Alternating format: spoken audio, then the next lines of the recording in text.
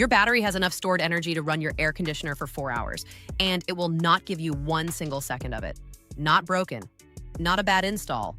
It's sitting there at 60% fully capable and refusing. I mean, it's the exact scenario behind that famous forum post. Tesla told me I can't run AC on my Powerwall. Thousands of people have read it and decided a battery can't cool their house. Here's the thing.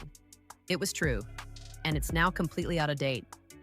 But the reason why it was true is the thing you actually need to understand before you buy anything. And in 3 minutes, you'll find that out. So here's what's going on. Every battery has 2 limits, not 1, and the industry only ever talks about the first one. First limit, energy, kilowatt hours. 13.5 on a Powerwall. That's your fuel tank, and it decides how long you last. Second limit, power, kilowatts.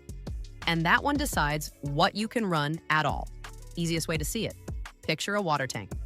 The water sitting in it, that's your energy. But the pipe coming out the bottom, that's your power. And a giant tank with a skinny little pipe can be completely full and still not fill a bucket fast enough. Your AC is a bucket that wants a lot of water right now. Quick note, if what you're actually wondering is how long your battery lasts once things are running, I did a whole video on that math.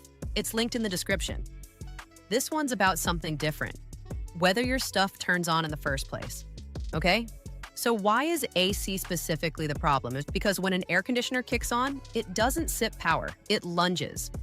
That compressor's startup surge can be several times what it pulls once it's running, and if your battery can't deliver that jolt in that split second, the compressor never starts.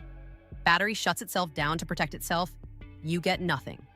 There's a spec for exactly this and almost nobody mentions it. LRA, locked rotor amps, that's the surge number. And that's the one that decides whether your AC lives during an outage. Now let's make it concrete because this is where all the confusion online comes from. Powerwall 2, 5 kilowatts continuous, about 106 LRA. Often not enough to start a central AC on a single unit. So regarding those posts you see online, it's frequently true for a Powerwall 2.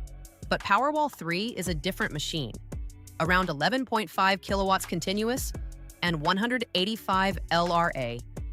I mean, even Tesla's own data sheet says one unit can start loads up to 185 LRA, and that covers most central AC compressors.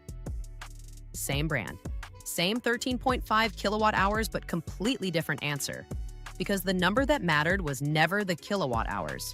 So if you read, you can't run AC on a Powerwall on some forum from 2021, that was a Powerwall 2.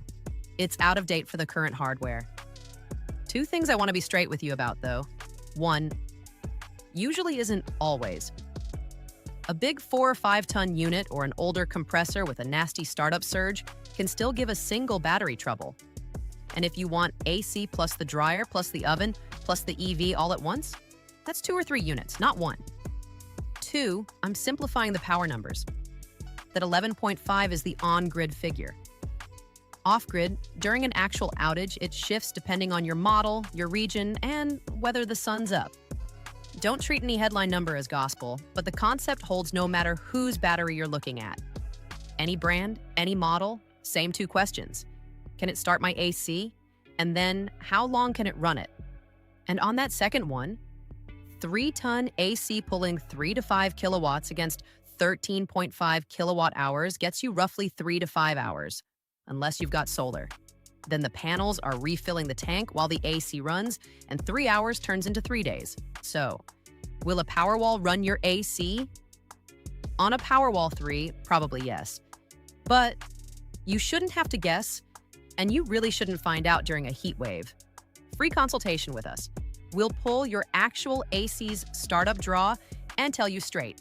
Does 1 unit do it, or do you need more? Links in the description. Because a battery that can't start your AC is just an expensive box on the wall.